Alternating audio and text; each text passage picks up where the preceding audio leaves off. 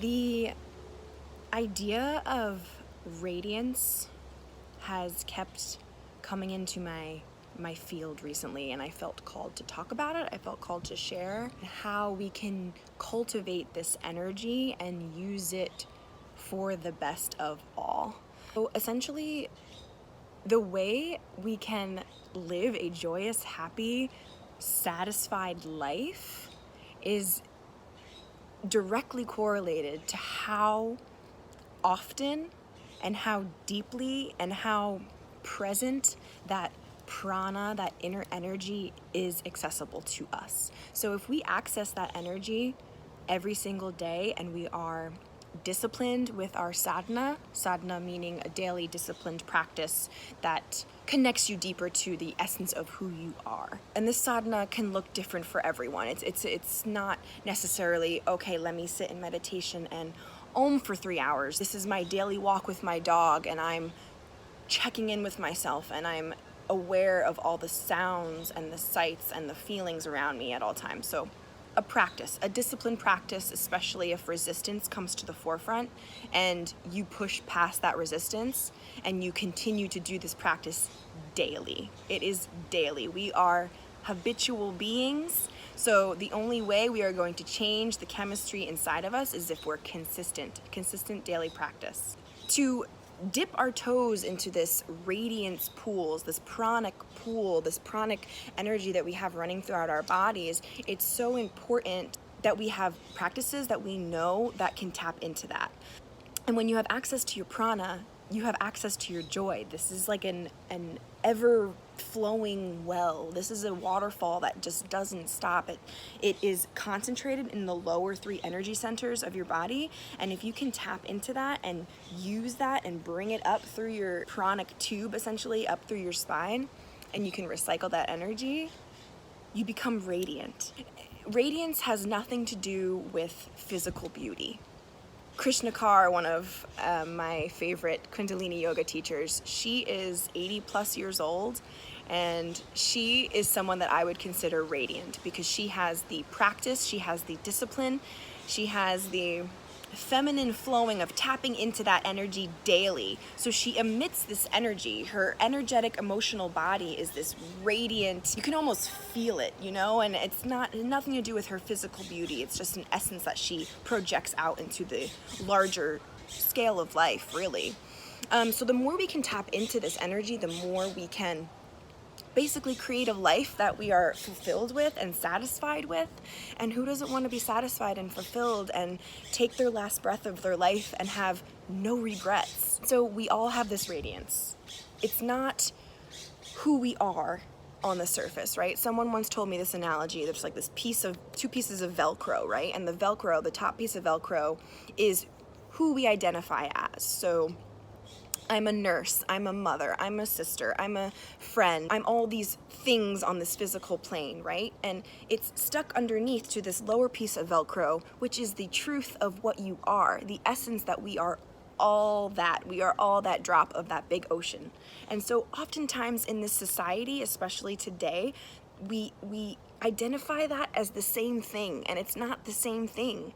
It's not the same thing. Your problems, your ego, who you are, it's not the same thing as the essence of who you are, the everlasting, ever-present, always filled with love being that you are. And so when these are so Velcro tight together, you have trouble separating that. You have trouble recognizing the difference in the two. And so different sadhanas, daily practices, meditation, yoga, it slowly separates those Velcro pieces so you become aware of the space. And so when things start triggering you, or your annoying coworker keeps doing the same things over and over again, you'll realize as you separate these two pieces, you're not as reactive. You're not as allowing of them to siphon off your radiant energy. When you work that internal light, that internal essence of who you are, it begins to emit. It begins to project out to others. And that can scare people.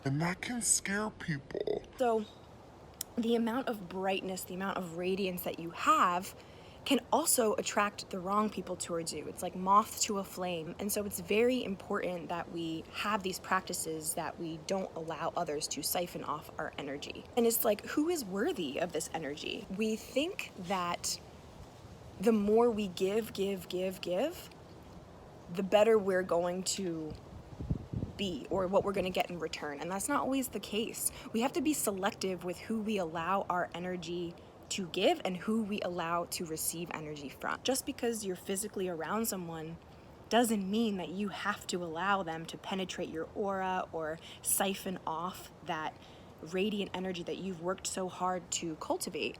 This radiance, when you begin your practice and you start doing a daily sadhana and really tap into that everlasting flow of who you are, you'll realize that certain things in your life will certain shadows will start to become illuminated, let's say. So you'll start your journey and it's all good and the beginning is great, and then you start realizing these shadows to the surface. You start seeing things in a different way than you had seen before, and it starts causing resistance and stickiness, and it's like, ew, I don't want to feel that, I don't want to look at that, like that was better tucked under the rug, I'm good.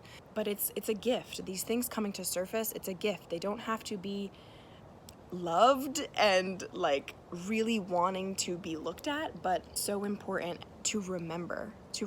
Yeah, so radiance will illuminate these shadows, and they are needed to look at. You have to look at certain things in order to transcend to the next level, in order to ascend, in order to begin to oscillate at a certain frequency. And the radiant body helps you illuminate your life's path, and you don't have to know the next step all the time. Like, I find it so funny when people ask me my 5-year plan, because I'm like, I don't even know, I'm not the same person I was yesterday. So let alone who am I gonna be in 5 years? I have no idea. You can have dreams and guesses of where you're gonna be, but you don't really know. Anything can happen, anything can happen. And the more you're relaxed and you're kind of set back and kind of in the feminine receiving mode of that, the easier life will be, the less dramatic and the less tumultuous. And so as you begin to emit this radiance, your path becomes illuminated. So things will start to come to light as they're supposed to.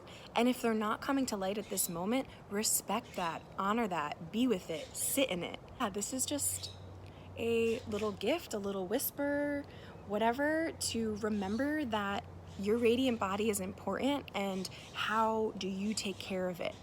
Respect it. How do you give it time? Because the only way we're going to change this world is if every single one of us cultivates a practice, regardless of what that looks like. It doesn't have to be yoga, but it needs to be a cultivating of radiance practice in order for the collective to have their radiant body, because the earth has a radiant body.